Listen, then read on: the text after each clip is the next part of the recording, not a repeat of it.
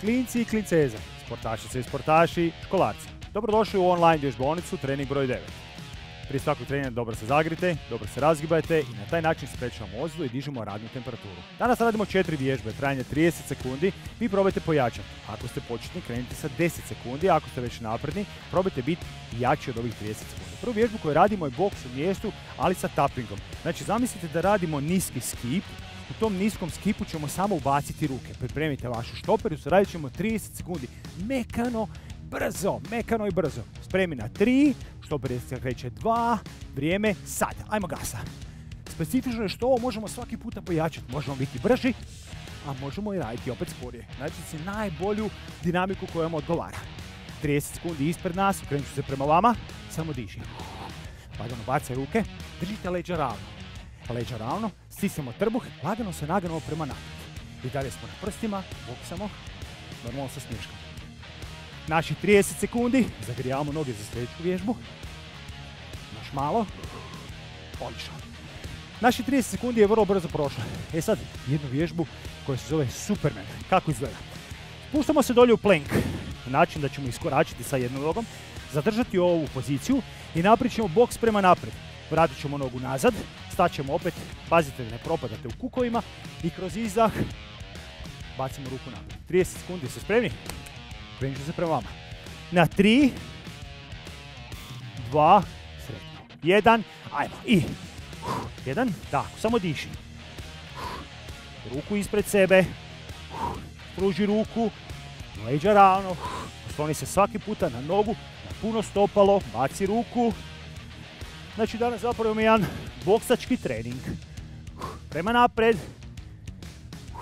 Probaj kada mijenjaš poziciju sa noge na nogu, da ne bježimo sa kukovima. Još malo. Izdrži.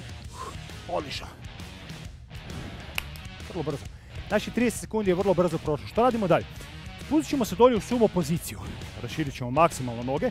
Opteretit ćemo noge, ali pazite da me trbuh i dalje stisnuti. Idemo lagano na naš bubanj. Spremni? Ispred sebe, raširite noge. Na 3, 2, 1. Ajmo. Stisni šake. Leđa ravno. Spusti dolje malo se. Sjeti trbuh.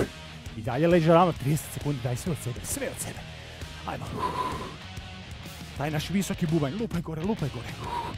Stisni šake. Još malo. Idemo fino. Diši. Odlično. Naša četvrta vježba.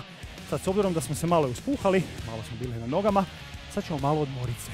Vrlo jednostavan odmor. Sjećate se ove vježbe. Sad ćemo malo samo modificirati i malo ubrzati. Ja ću je krenut, vi se priključite. 30 sekundi, vrijeme kreće sad. Samo diši. Mekano na prstima.